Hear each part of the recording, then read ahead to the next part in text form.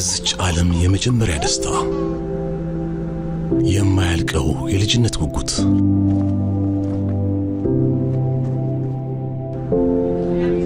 የእናት ጥልቅ ፍቅር የአባት ከለላ የታላቅ ወንድም ቀልድ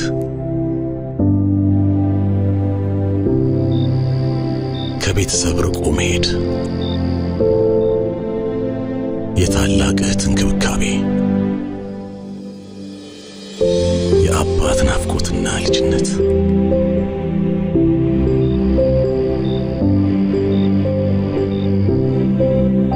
ጥልቅ የሆነ የሀገርና የቤተሰብ ፍቅር ለበዓሉ ከየትኛውም የዓለም ክፍል በባንካችን ስዊፍት ኮድ ሲንቄታዌም በሪያና ዳብሺል የተላከሉትን የውጭ ሀገር ገንዘብ ከሲንቄ ባንክ ይቀበሉ። ሲንቄ ባንክ በአንድነት ወደ ስኬት። ሲንቄ ባንክ የኢትዮጵያ ቴሌቪዥን የስፖርት ዘገባዎች ስፖንሰር ነው። እጅግ አድርገን እናመሰግናለን። በቅድሚያም በኢትዮጵያ ፕሪሚየር ሊግ 27ኛ ሳምንት ዛሬ በተደረገ ጨዋታ ኢትዮጵያ ቡና ድሬዳዋ ከተማን 2-0 በሆነ ውጤት አሸንፏል። ኢትዮጵያ ቡና ድሬዳዋ ከተማን 2-0 በሆነ ውጤት ሲያሸንፍ በፍቃዱ አለማየሁ በ18ኛው ደቂቃ እንደዚሁም 38ኛው ደቂቃ ላይ ደግሞ አንተነህ ተፈራ ኢትዮጵያ ቡና ከጨዋታው 3 ነጥብ ይዘው እንዲወጡ ያስቻሉ 2 ግቦችን አስቆጥረዋል። ፋሲል ከነማ ከሀዲያ ሆሳዕና ጋር ያደረጉት ጨዋታ አንዳቻ በሆነ ውጤት ነው የተጠናቀቀው። በዚህም ጌታነህ ከበደ ለፋሲል ከነማ እንደዚሁም ኢዮብ አለማየሁ ደግሞ ለሀዲያ ሆሳዕና ኳስን ከመረብ ጋር ያገናኙ ተጫዋቾች ናቸው። መቀለ ሰባ እንደርታ ከቅዱስ ጊዮርጊስ በአሁኑ ሰዓት ጨዋታቸውን ያደረጉ ይገኛሉ። እኛ ስቱዲዮ እስከገባንበት ሰዓት ድረስ ቢኒያም ፍቅሩ ባስቆጠራት ግብ ቅዱስ ጊዮርጊስ ጨዋታውን 1-0 በሆነ ውጤት እየመራ ይገኛል። የኢትዮጵያ ሴቶች ፕሪሚየር ሊግ 4ኛ ሳምንት ጨዋታዎች ዛሬም ቀጥለው ሲከናወኑ ሲዳማ ቡና ከቦሌ ክፍለ ከተማ ያደረጉት ጨዋታ በሲዳማ ቡና 2-0 አሸናፊነት ተጠናቋል። ዳግማዊት ሰለሞን እንደዚሁም ሰናይት ኦራጌ ሲዳማ ቡና ኳስን ከመረብ ጋር ማገናኘት የቻሉ ተጫዋቾች ናቸው። አዳማ ከተማ ከአምበሪቾ ያደረጉት ጨዋታ በአዳማ ከተማ 2-1 አሸናፊነት ተጠናቋል። ሄለን መሰለና ፀሐይነሽ በቀለ ለአዳማ ከተማ ግቦችን አስቆጥረዋል። ሄለን ዘብዲዮስ ደግሞ አምበሪቾን ከባዶ መሸነፍ ያዳነች ግብ ባለቤት ነች። የኢትዮጵያ ሊግ 1 የማጠቃለያ ውድድር በአዲስ አበባ አበበ ቢቂላ ስታዲየም እየተከናወነ ይገኛል። በሁለት ምድብ ተከፍሎ 3 ቡድኖችን ወደ ከፍተኛ ሊግ ለማሳደግ በሚደረገው ውድድር የምድብ 2ኛ ጨዋታዎች ዛሬ ሲደረጉ አዲስ ከተማና መንጌ ቤላሻንጉል ድል ቀንቷቸዋል። ረፋር ላይ ከቢሾፍቱ ከተማ የተጫወተው መንጌ ቤላሻንጉል 3-0 በሆነ ውጤት በማሸነፍ ወደ ግማሽ ፍጻሜ ለማለፍ ተስፋውን አለምልሟል። በመጀመሪያ ጨዋታ በቡራዩ 5-0 ቢሸነፍም ዛሬ ተጋጣሚው ላይ ፍጹም ብልጫ በመውሰድ ገመቹ ገመዳ፣ ወሊድ ኡስማንና ዳዊት በሌላ ባስቆጠሯቸው ግቦች አሸንፎ ወጥቷል።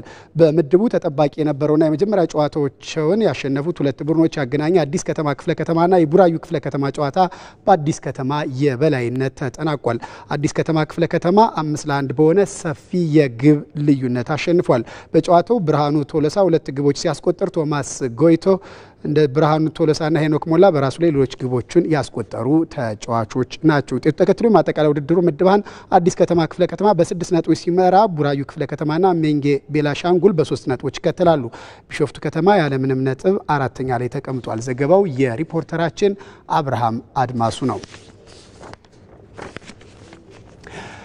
የግራንድ ስላም የትራክ ውድድር የሁለተኛ ዙር ውድድሮች ከነገ ጀምሮ በአሜሪካ ማያሚ ሲደረጉ ኢትዮጵያውያን አትሌቶች የማሸነፍ ቅድመ ግምት ያገኙባቸው ውድድሮች ይከናወናሉ። በሴቶች 1500 ሜትር አትሌት ድርቤ ወልተጅ ስትጠበቅ፣ በወንዶች 3000 ሜትር ደግሞ አትሌት ሀጎስ ገብረህይወት የማሸነፍን ቅድመ ግምት አግኝተዋል። መሰረት ተስፋዬ ተጨማሪ ዘገባ አዘጋጅታለች።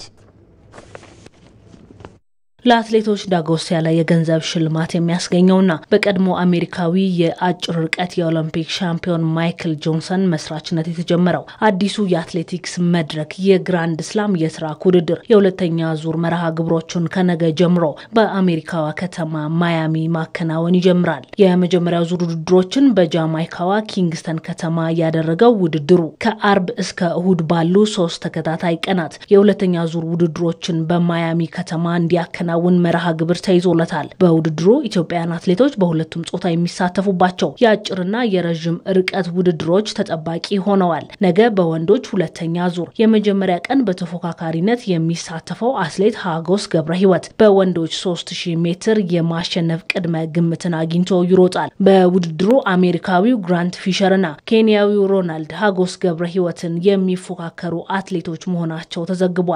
የሪዮ ኦሎምፒክ የ5000 ሜትር የብር ሜዳሊያ ባለቤቱ አትሌት ሀጎስ ገብረህይወት በመጀመሪያው ዙር ውድድር ርቀቱን በሁለተኛነት ማጠናቀቁ ይታወሳል። አሜሪካዊው ግራንት ፊሸር በበኩሉ ኪንግስተን ላይ በተደረገው ውድድር አንደኛ በመውጣት ያጠናቀቀ ሲሆን ድሉን በሀገሩ አሜሪካ ለመድገም ይሮጣል። አትሌት ሀጎስ ገብረህይወት ነገ በ3000 ሜትር ተወዳድሮ እሁድ ደግሞ በ5000 ሜትር ይሳተፋል። በተመሳሳይ ነገ 4 ኢትዮጵያውያን አትሌቶች የሚሳተፉበት የሴቶች የ5000 ሜትር ውድድር ይከናወናል። በ2025 የግራንድ ስላም የትራክ ውድድር በቋሚ ተፎካካሪነት የሚሳተፉት አትሌት ጽጌ ገብረሰላማና አትሌት አይናዲስ መብራቱ እንዲሁም በወቅታዊ ብቃታቸው ለውድድሩ የተመረጡት አትሌት መዲና ኢሳና አትሌት ሂሩት መሸሻም በርቀቱ ለድል የሚጠበቁ አትሌቶች ናቸው። ቅዳሜ በውድድሩ ሁለተኛ ቀን ውሎ በ1500 ሜትር ወጣቱ አትሌት ድርቤ ወልተጂ በሁለት ተከታታይ ውድድሮች ለማሸነፍ ትሮጣለች። አትሌት ድርቤ ወልተጂ ኪንግስተን ላይ በተደረገው ውድድር አሸናፊ እንደነበረች ይታወሳል። እሁድ በሚደረግ ውድድር ደግሞ ነገ በ5000 ሜትር የሚሳተፉት አትሌት ጽጌ ገብረሰላማና አትሌት አይናዲስ መብራቱ በድጋሚ በ3000 ሜትር ይሮጣሉ። በግራንድ ስላም የትራክ ውድድር በተሳተፉባቸው ሁለት ርቀቶች በድምሩ ውጤት አሸናፊ የሚሆኑ አትሌቶች $100,000 የገንዘብ ሽልማት ይበረከትላቸዋል። የኢሮፓ ሊግ ዋንጫን ማሸነፍ የማንቸስተር ዩናይትድን ደካማ ውድድር ዓመት አይለውጥም ሲሉ አሰልጣኝ ሩበን አሞሪም ተናገሩ።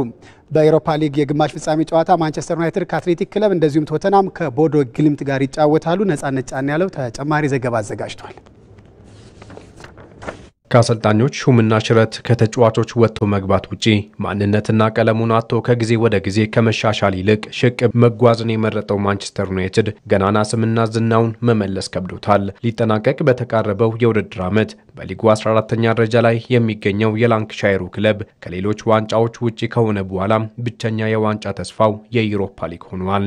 በብዙ አንድምታዎች አንድም በአቋራጭ የአውሮፓ ሻምፒዮንስ ሊግ ተሳትፎ ለማግኘት በሌላም ዓመቱን በዋንጫ ለማጠናቀቅና ቡድኑን ለማነቃቃት ያግዘዋል የተባለው ይህ ዋንጫ ለሩበን አሞሪም ልጆች ትርጉሙ የጎላ ነው። ዛሬ ምሽት 4 ሰዓት ወደ ሳን ማሜስ በማቅናት ጨዋታውን የሚያከናውነው ማንቸስተር ዩናይትድ በመድረኩ እስካሁን ሽንፈት ያላስተናገደ ብቸኛ ክለብ ቢሆንም ከስፔኑ ክለብ ትልቅ ፈተና ያስተናግዳል ተብሎ ይጠበቃል። በሩብ ፍጻሜው ሊዮንን በመጨረሻ ደቂቃ ግቦች 5-4 መርታት የቻለው ዩናይትድ በዚህ ውድድር ለዋንጫ የታጨ ቀዳሚው ክለብ ነው። ይሁንና በስፔን ላሊጋ በ60 ነጥቦች 4ኛ ደረጃ ላይ በመሆን የሻምፒየንስ ሊግ ተሳትፎ ለማግኘት የተቃረበው አትሌቲክ ክለብ በሩብ ፍጻሜው ሬንጀርስን 2-0 በመርታት በጥቅሉ ከ5 መርሃ ግብሮች በአንዱ ብቻ መረታቱም ለዩናይትድ ከባድ ያደርገዋል ተብሎ ይጠበቃል። አሰልጣኝ ሩበን አሞሪም ይህንን ዋንጫ ብናሸንፍ መጥፎ ጊዜያችንን ባይለውጥም ለሻምፒየንስ ሊግ ተሳትፎና ለቀጣይ ዓመት መነሳሳት ይፈጥርልናል ብለዋል።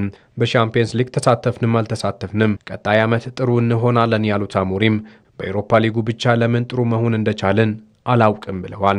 የግብ ዕድሎችን ፈጥረን ማንጠቀምበት ነገር ልገልጸው የማልችለው ጉዳይ በመሆኑ እርሱን ማስተካከል አለብን በማለትም ተናግረዋል። አሰልጣኝ ኤርኔስቶ ቫልቬርዴ የማንቸስተር ዩናይትድ ደረጃ ካየን ተሳስተናል፣ መርሳት የሌለብን ነገር የአውሮፓ ትልቁን ክለብ መቅጠማችንን ነው ሲሉ ተናግረዋል። ይህ ዋንጫ ብቸኛ ዕድላቸው ስለሆነ ጥንቃቄ ሊለየን አይገባንም ሲሉም ነው ለተጫዋቾቻቸው መልእክት ያስተላለፉት። በምሽቱ ጨዋታ አማድ ዲያሎና ማቲያስ ዴሊት ከጉዳት መልስ ከቡድኑ ጋር ወደ ሳን ማሜስ በማምራታቸው ዩናይትድ ያለ አዲስ ጉዳት ለጨዋታው ይቀርባል። በአትሌቲክ ቢልባኦ በኩል ጉዳት ላይ የነበረው ኒኮ ዊሊያምስ ዛሬ ከታላቅ ወንድሙ ኢናኪ ዊሊያምስ ጎን እንደሚሰለፍ ታውቋል። ይሁንና ከፍተኛ ግብ አስቆጣሪያቸው ኦሃን ሳንኬት በጉዳት ጨዋታው ያመልጠዋል። በተመሳሳይ ምሽት 4 ሰዓት የአንጄ ፖስቴኮግሉ ክለብ ቶተናም ከቦዶ ግሊምት ይጫወታል። እንደ ዩናይትድ ሁሉ የድል መንገድ የጠፋበት ቶተናም 19ኛ የሊግ ሽንፈት አስተናግዶ 16ኛ ደረጃ ላይ የተቀመጠ ሲሆን ቡድኑ ይህንን ይህንን ዋንጫ ካሳካ መጥፎ ዓመቱን የሚክስ ይሆናል። በሄዱበት ክለብ ሁሉ በሁለተኛ ዓመታቸው ዋንጫ እንደሚያሸንፉ የተናገሩት ፖስቴኮግሉ ስፐርስ የማይታመን እድል እንዳለውና ዋንጫውን የማሸነፍ አቅም እንዳለው ተናግረዋል። በዚህም ደጋፊው ያጣውን ለመስጠት መታገል አለብን ብለዋል። የኖርዌው ክለብ ቦዶ ግሊምት በዚህ መድረክ ጠንካራ ቁመና ላይ የሚገኝ ሲሆን በሩብ ፍጻሜው ላዚዮን መርታት ችሏል። በሁሉም ውድድሮች ከባለፉት 9 ጨዋታዎች በአንዱ ብቻ ነጥብ የጣለው ቦዶ ለቶተናም ከባድ እንደሚሆንም ይጠበቃል። በምሽቱ ጨዋታ በቶተናም በኩል ሰን ሆንግሚን በጉዳት ከጨዋታው ውጪ ሆነዋል። ፓትሪክ ቤርግ፣ ሃኮን ኢቭጀን፣ አንድሪያስ ሄልሜርሰን በቅጣት ቦዶን የማያገለግሉ ተጫዋቾች ናቸው።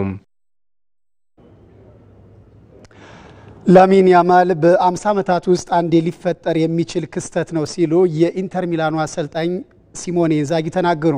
በሻምፒዮንስ ሊግ ግማሽ ፍጻሜ ታሪክ በእድሜ ትንሹ ጎል አስቆጣሪ የሆነው ላሚን ያማል የላማሲያ አካዳሚ እንደገና የመነሳት ምልክት ተደርጎም ይቆጠራል። ተጨማሪ ዘገባ አለን።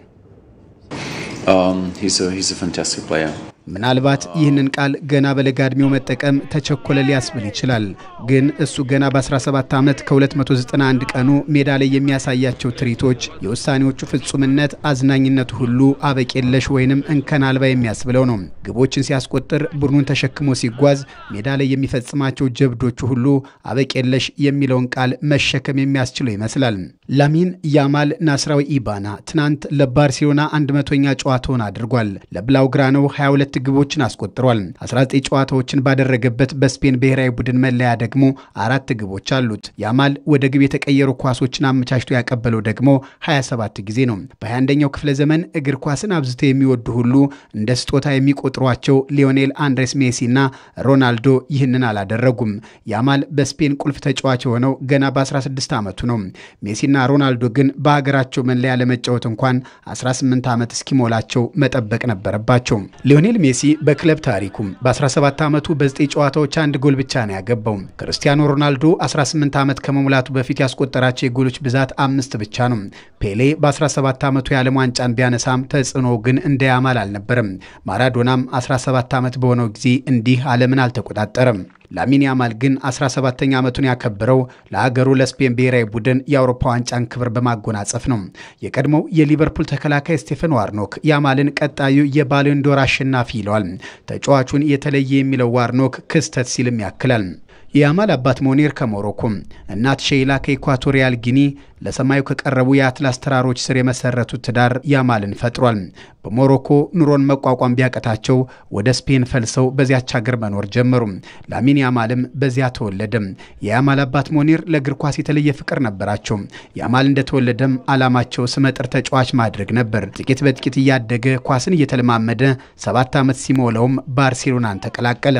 ለወትሮም ለሞኒርና ሼይላ የያማል ኳስ እንዲጫወት መፈለግ ኑሮን የማሸነፊያ መንገዳችን ይሆናል ብለው ነበርና ህልማቸውም እውን ሆነ። ገና በ17 ዓመቱ እሱ የተሳተፈባቸውና ሜዳ ላይ ያሉ ትርኢቶች ሁሉ ዋና ገጸ ባህሪ ለመሆን በቃ። ትናንት ባርሴሎና ከኢንተር ሚላን ባደረጉት ጨዋታ ቲኤንቲ ስፖርት ላይ ሲተነትን የነበረው አሊማ ኮስት በህይወቴ 45 ደቂቃን እንዲህ እንደ ያማል አንድ ተጫዋች ሲቆጣጠረው አላየሁም የማይታመን ሲል ገልጾታል። ኢንተር ሚላን በመጀመሪያዎቹ 21 ደቂቃዎች 2 ግቦችን አግብቶ ሲመራ ነበር። አንድ ምታተኛ ወጣት ልጅ ግን ባርሴሎናን ከጨዋታው ውጭ እንዳይሆን መለሰው። የላሚን ያማል እግሮች ከሶመር አቅም በላይ ሆኑ። አሰልጣኝ ሲሞኔ ኢንዛጊ ለያማል አድናቆት ቃል ሲያጥራቸው ተስተውሏል። እሱ በ50 ዓመት ጊዜ ውስጥ አንድ ጊዜ ብቻ የሚታይ ክስተት ነው ብለውታል። ለኛ ትልቅ ችግር ነበር። በሁለት ተጫዋቾች ለመቆጣጠር ብንሞክርም በቂ አልነበረም ሲል ተናግሯል። አሰልጣኝ ሃንሲ ፍሊክ ያማል በትልቅ ጨዋታ የበለጠ ይጎላል በማለት ልዩና ድንቅ ሲሉ መስክረውለታል። በ50 ዓመት አንድ የሚፈጠር ክህሎት ለተባለውም እሱ የባርሴሎና በመሆኑ ተደስቻለሁ ሲሉም ተደምጧል። ያማልን ባስቶኒም ዲማርኮም አቸርቢም ሊቆጣጠሩት አልቻሉም። በእርግጥ ጨዋታው ሊጀምር ሲል የፍሊክ ዘዴ ይሁን እውነታው ባይታወቅም ሲያሟሙቁ ያለ ጉዳት አጋጥሞታል፣ ላይጫወት ይችላል የሚል ዜና ተሰምቶ ነበር። ጨዋታው ሲጀምር ግን ያማል የባርሴሎና መሲህ ወይም አዳኛቸው ሆኖ አመሸም። በእግር ኳስ ሜዳ ላይ ተአምር የሚመስል ነገርን አድራጊ፣ ለሚመለከቱት ሁሉ ደስታን ፈጣሪ፣ በእግሮቹ የማይቻል የሚመስለውን ሁሉ ፈጻሚ ሆኖ ብቅ ብሏል። ላሚን ያማል በሜዳ ላይ መንክራቶቹ ከእግር ኳስ ሕያው ኮከቦች ጋር መነጻጸሩ ቀጥሏል።